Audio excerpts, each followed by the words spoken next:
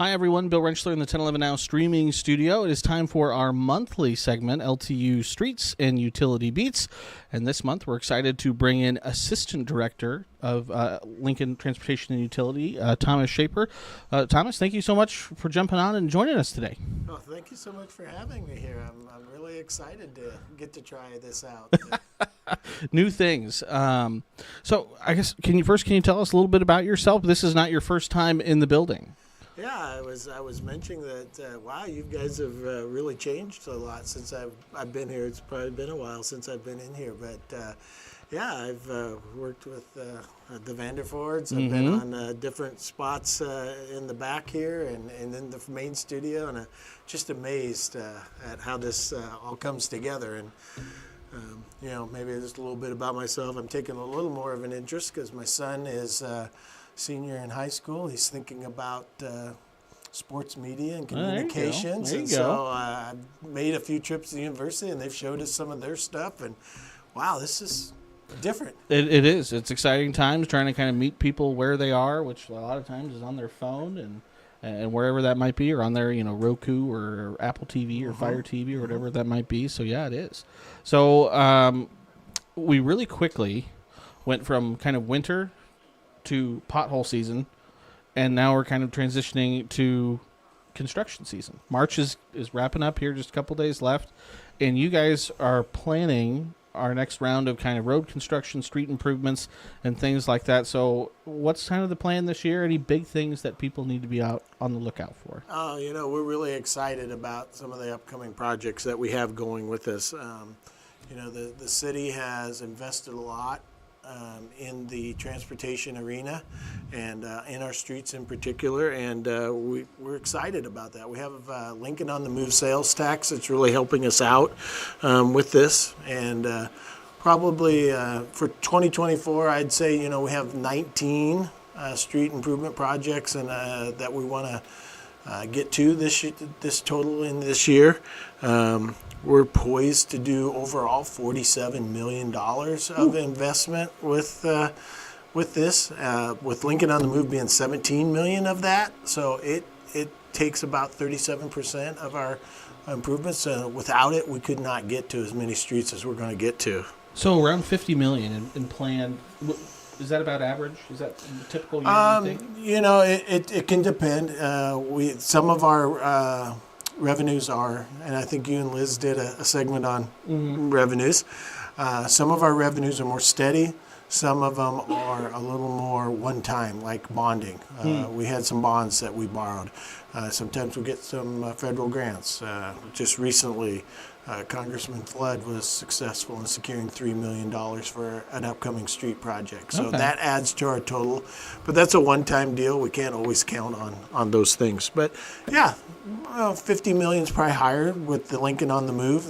Like I said, that's $17 million. That's a limited source that's going to eventually need to have a community conversation about whether it continues or not. But that's really adding to our CIP and making it higher than we've normally done. So are there any highlights this year that bigger projects maybe you want to make sure? Sure. People know about? Overall, I want to say that we're doing about 18 miles of arterial street lane miles of arterial streets, and we're doing about 8 miles of the residential streets. And since 2019, when Lincoln on the Move kicked off, that will mean that we'll have 140 lane miles of arterials and about 148 lane miles of residential. But, we might want to pull up the lincoln.ne.gov website and go to our projects page, and maybe we can show some of them to the folks out there. So we have 14th Street is maybe the first one I want to mention. It's kind of down in the southwest area of Lincoln. It goes from Yankee Hill to Pine Lake. In that area. I think you're looking at it. Down in there somewhere.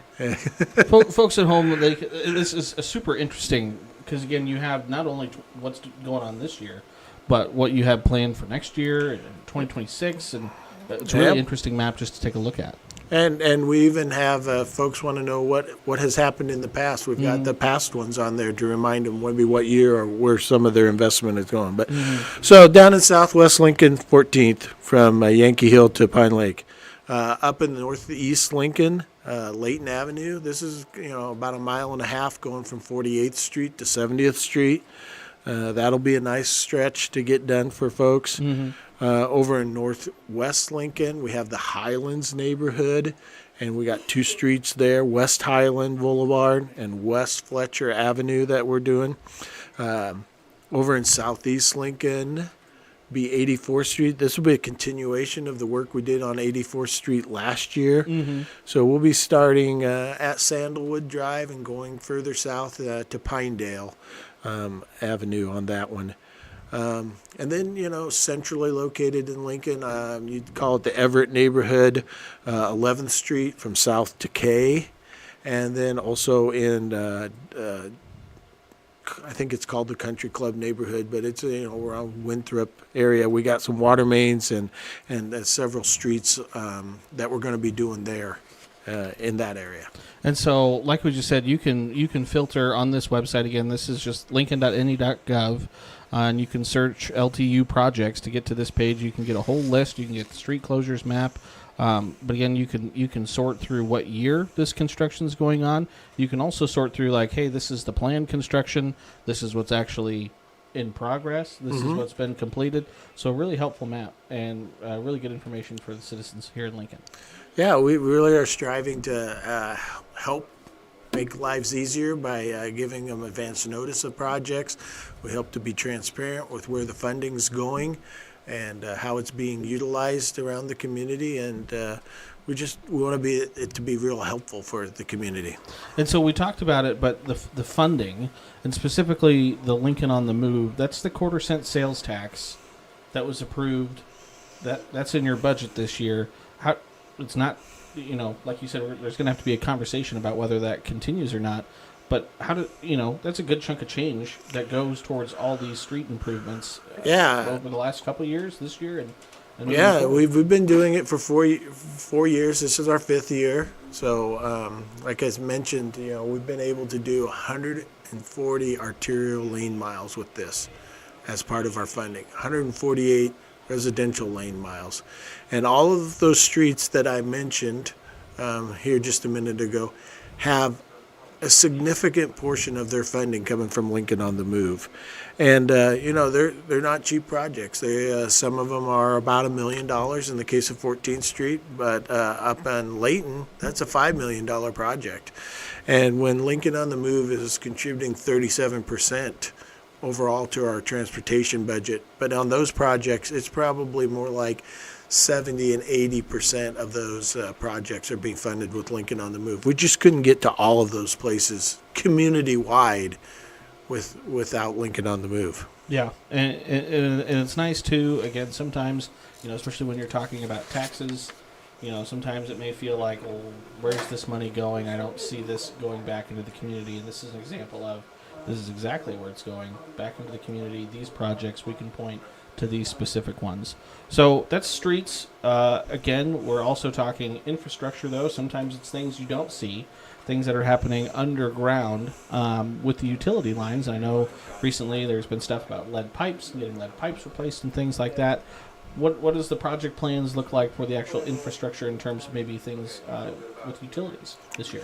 Yeah, absolutely. Like you said, you can go on there and you can actually click a button for water mains or wastewater improvements that we're doing. So that's a good place if you want to see those. I just highlight that it's not just everything you see above. It is stuff that it's underground that needs to be replaced. So we're going to do about 7 miles of water main replacements. Okay. And we're going to probably add 15 miles of new water mains to our segments in the community to help serve the growth of the community. On the wastewater side, we've got about 4 miles of new and replacement piping that we'll be putting in the project showing. The wastewater's got some bigger pipes, so that's a little more costly sometimes. And they're a little deeper. That's also adds up. It's just getting to them can sometimes be the difficult It part. can be a very challenging thing to get deep enough as you need to. Understandable. So, again, it's late March now. When do you think, if you had to kind of put a time frame on it, would you say construction season was really going to kind of kickoff then? I know I've already started to see some of the orange cones around town. Yeah, you're absolutely. I think 11th Street has already kicked off on doing some of the sidewalk and curb work. Some of the other projects will be shortly starting. Water main project on 98th Street's already been underway. Sanitary's been underway for a while. I had a conversation with a gentleman the other day who was getting ready to do a business opening, and I said, when are you going to open your business? He said, the first. I said, the first next month? He goes, first chance I get. That's kind of what construction is, the first chance we get. So it has to have some good weather. Hopefully you'll dial us up some good weather. See what I can do. Okay, that would be helpful. We could use rain only on the weekends. Have it dried out by Monday. That would certainly help us. But no, as the weather gets warmer, a lot of our work is weather dependent. You got to have some good, decent temperatures. You don't want to have freezing things going on. So we want to make sure that we're going to have warmer weather so that we get a good, long-lasting product when we do construction. I can't do rain on every weekend though. That would upset the golfing crowd. Okay. Okay, we'll work out a deal with them. We'll figure something out. So again, we've obviously been talking about the LTU website here, the project's website. Is that the best way to kind of manage construction season for folks who are driving and maybe trying to manage maybe what? That's one good source. That's one good source, but we don't want you probably trying to look at a map while you're driving around. That's true. We have partnered with a driving app called Waze, Waze, Waze. So it's a partnered app that we partnered with. We'll preload the construction in when it's happening. Okay. And it's also exciting to me. I use it a lot because it's kind of what they would call crowdsourced. Yeah. It takes scrubbed cell phone data for real-time traffic speeds. And so if there's an incident somewhere and traffic starts slowing down or traffic gets stopped and you're using Waze, it'll route you around that situation and help keep you traveling on there. I've used it most every morning, and not because I don't know how to get to work, and I use it most evenings, not because I don't know how to get home, but I don't know what's happening on the routes. Yeah. And so if there's an incident that occurs on a route that is slowing traffic down or stopping traffic, it'll route you around that and help your frustrations with traveling home. So we'd regularly recommend that because, like I said, we use it as a partnership. We preload things. I know the marathon is coming up in May, and a lot of times people get up Sunday morning and they forgot the marathon, but we'll preload those in, and Saturday night they'll be coming up, and you get up Sunday morning, it'll route you around the marathon so you don't have to wait for street closures. Yeah, Google Maps is great, but usually it'll turn you the map red when traffic's not moving, but you usually don't know about it until you're in the red. So Waze definitely sounds like a good tool to actually route you around, that traffic stoppage beforehand, as opposed to getting stuck in it. So Waze is the way to go, is what we would say. That would be my recommendation. All right. I don't think I have any more questions for you, Thomas. Is there anything else that you wanted to make sure we got in before we let everyone go? Well, I just want to remind folks that there's going to be a lot of people out working on the roads. Those cones are orange for a reason, to get your attention. And so we want you to be safe driving around those construction zones. And if the road's closed, we want you to route around that. But if you're in a construction zone, please keep your eyes open, choose drive safely, and let's get those workers home safely so they can maybe enjoy a good warm golf weather when you're not letting it rain on the weekends, Bill. 100%.